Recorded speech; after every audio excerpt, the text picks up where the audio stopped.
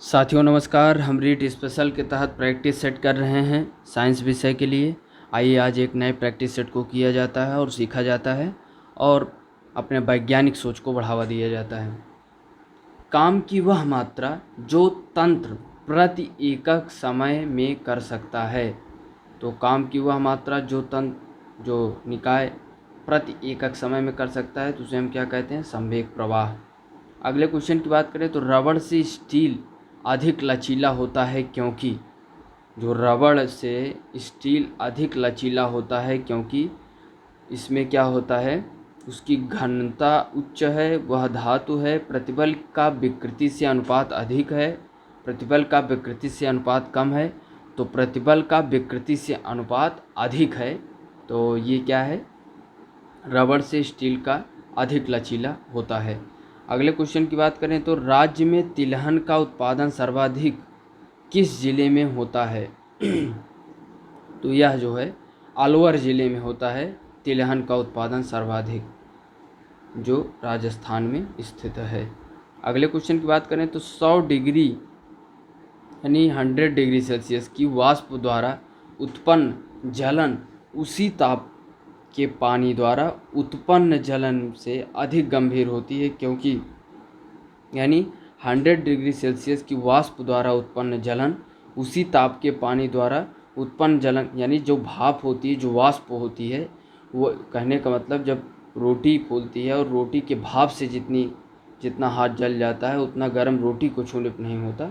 तो वही चीज़ है इसमें कि वाष्प 100 डिग्री सेल्सियस पानी से जितना जलन होगा उसके वाष्प से उतना उसके पानी से जलन नहीं होगा। तो ये इसमें होती है कि वाष्प द्वारा अधिक ऊष्मा दी जाती है, यही सही हो जाएगा। अगले क्वेश्चन की बात करें तो किस विकिरण में ऊर्जा प्रति क्वांटम सर्वाधिक होगी? तो किस विकिरण में? तो 320 से 400 नैनोमीटर में जो है ऊर्जा प्रति क्वांटम सर्वाधिक होगी। अगले क्वेश्चन की बात करें तो ध्वनि तरंग की दर यानी ध्वनि तरंग किस दर से यात्रा करती है? तो 1100 फीट पर सेकंड की दर से यात्रा करती है। अगले क्वेश्चन की बात करें तो अंतरिक्ष में भेजा गया भारत का प्रथम उपग्रह है। तो आर्यभट्ट अंतरिक्ष में भेजा गया भारत का प्रथम उपग्रह है। अगले क्वेश्चन की बात करें तो किसे भारी जल कहा जाता है? तो ड्यूटेरियम ऑक्साइड DTO को भारी जल कहा जाता है। जब सांद्र HNO3 का जो सांद्र HNO3 है नाइट्रिक अम्ल का एक भाग सांद्र HCl यानी HCl के 3 भागों में मिश्रित किया जाता है तो एक शक्तिशाली विलायक उत्पन्न होता है। तो उसका नाम क्या है? तो उसे हम कहेंगे इक्वा रेजिया यानी एक भाग HNO3 3 भाग HCl का मिश्रण को हम क्या कहते हैं? इक्वा रेजिया। अगले क्वेश्चन की बात करें तो एक इलेक्ट्रॉन एक वृत्ताकार लूप में प्रति सेकंड 6 × 10⁻15 चक्कर लगाता है तो लूप में कितनी धारा प्रवाहित होगी? तो एक इलेक्ट्रॉन, तो इसको जो है आप मल्टीप्लाई कर देंगे 1.6 × 10⁻19 से, तो आ जाएगा 0.96 मिली एम्पियर। अगले क्वेश्चन की बात करें तो यह सैंग्यूओरस होते हैं।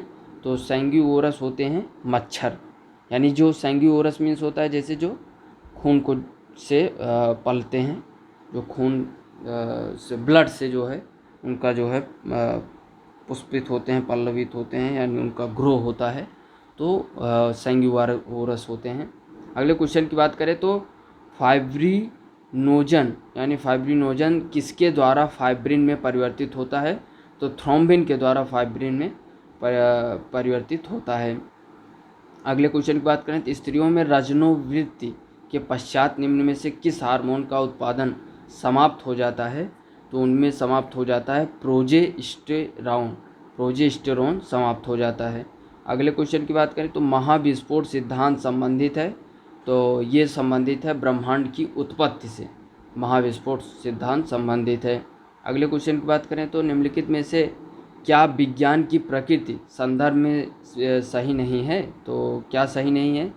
कि विज्ञान हमेशा अस्थायी है, विज्ञान संदेहवाद को बढ़ावा देता है, विज्ञान तथ्यों के समुच्चय के समतुल्य है, विज्ञान सीखने का अंतः विषयक क्षेत्र है। तो इसमें यही नहीं सही है कि विज्ञान तथ्यों के समुच्चय के समतुल्य है, बाकी सभी क्या हैं? सही हैं। अगले क्वेश्चन की बात करें तो विज्ञान पाठ्यक्रम की प्रक्रियात्मक वैधता के मानदंड की अपेक्षा है। क्या अपेक्षा है? कि शिक्षार्थियों की ऐसी प्रक्रियाओं में व्यस्त रखना जाना चाहिए जो वैज्ञानिक सोच को पैदा करने की दिशा में ले जाती है, तो यही इसकी अपेक्षा है। बाकी और विकल्प देख लेते हैं कि विज्ञान को ऐसे विशेष विषय के रूप में पढ़ाया जाना चाहिए जिसकी अनूठी विशेषताएं हैं, तो ये अपने आप में सही नहीं। विज्ञान को मूल्यों से मुक्त सामाजिक सरोकारों से अप्रभावित विषय के रूप में प्रस्तुत किया जाना चाहिए। शिक्षार्थियों को विभिन्न प्राकृतिक प्रक्रियाओं से सुपरिचित कराया जाना चाहिए, तो विकल्प ए ही सही हो जाएगा कि शिक्षार्थियों को ऐसी प्रक्रियाओं में व्यस्त रखा जाना चाहिए जो वैज्ञानिक सोच को पैदा करने की दिशा में ले जाती है। अगले क्वेश्चन की बात करें तो राष्ट्रीय पाठ्यचर्या की रूपरेखा 2005 में यह अनुशंसा सिफारिश की गई है कि उच्च प्राथमिक स्तर पर विज्ञान शिक्षण में अधिक बल दिया जाना चाहिए। तो विज्ञान शिक्षण में अधिक बल दिया जाना चाहिए किस पर? पाठ्य पुस्तक में अभ्यास के सभी प्रश्नों के उत्तर देने के लिए, परीक्षाओं में विद्यार्थियों के प्रदर्शन में सुधार लाने के लिए, कक्षा की पढ़ाई को विद्यालय के बाहरी जीवन से संबंधित करने के लिए, और पाठ्य पुस्तक में दिए गए सभी वैज्ञानिक पदों को याद करने के लिए। तो कक्षा की पढ़ाई को विद्यालय के बाहरी जीवन से संबंधित करने के लिए विज्ञान शिक्षा को जरूरी और उसकी वैधता को सुनिश्चित करती है। अगले क्वेश्चन की बात करें तो कौन सी युक्त विज्ञान शिक्षण अधिगम में सीखने वाले को शामिल करने के लिए सबसे उपयुक्त हो सकती है? पहला है कि क्या सबसे उपयुक्त हो सकती है? छात्रों के कठिन बिंदुओं को स्पष्ट करना, सबसे पहले छात्र को सीखने में जोड़ने पर कार्य करना, छात्रों के समूह आकलन के लिए प्रोत्साहित करना, विज्ञान की पुस्तक को पढ़ना।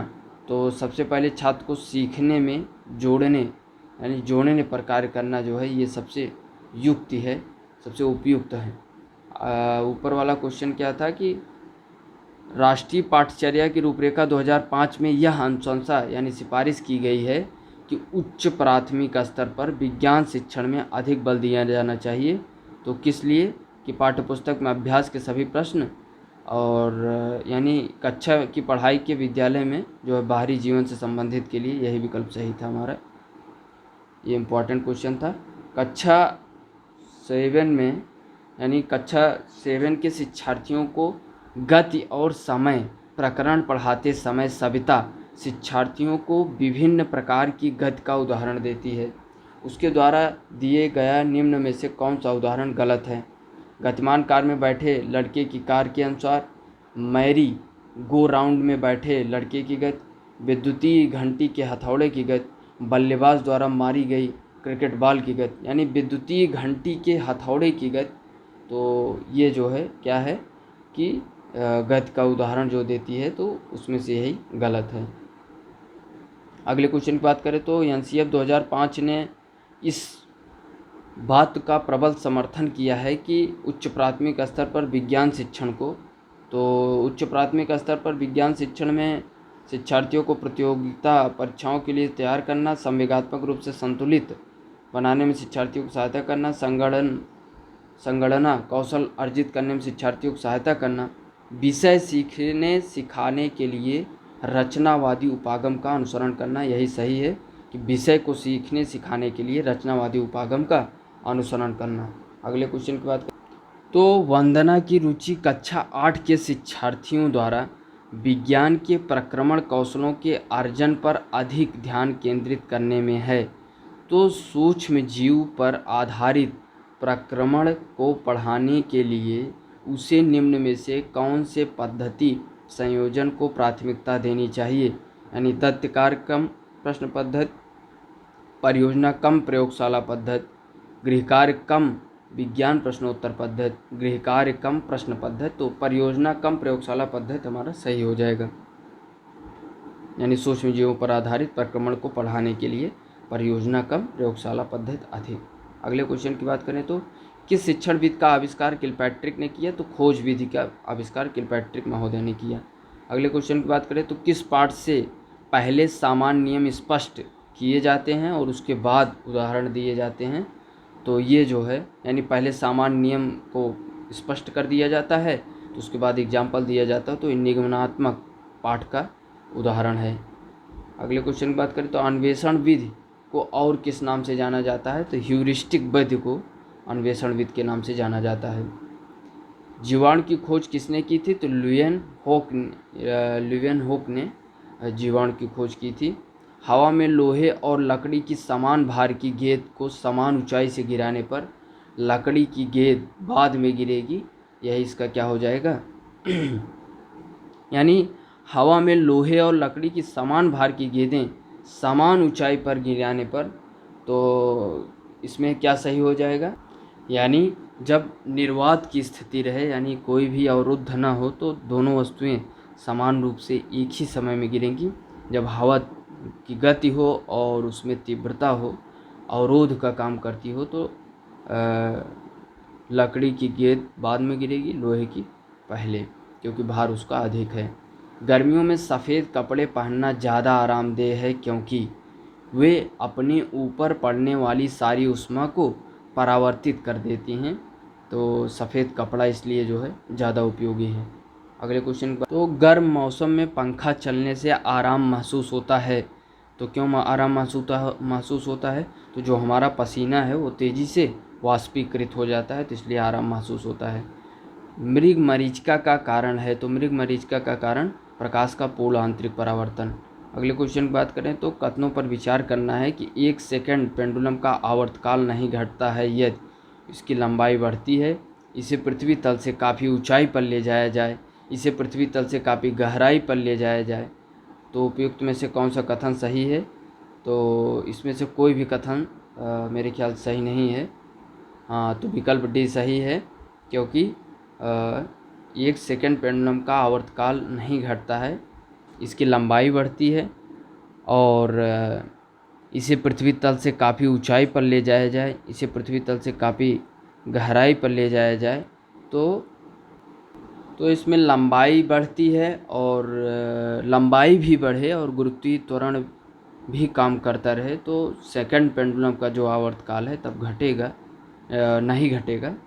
और जब सिर्फ जो है सेकंड पेंडुलम का आवर्तकाल जब नहीं घटता है, तो यानी लंबाई भी बढ़े और गुरुत्वीय त्वरण भी रहे, तो नहीं होता है। बाकी इसमें से कोई विकल्प क्या है हमारा सही नहीं है, क्योंकि आवर्तकाल घटेगा जब लंबाई बढ़ेगी और उसका गुरुत्वीय त्वरण बढ़ेगा। तो ये रहा हमारा रीट स्पेशल के तहत प्रैक्टिस सेट। तो आप सीखते रहिए और जुड़े रहिए।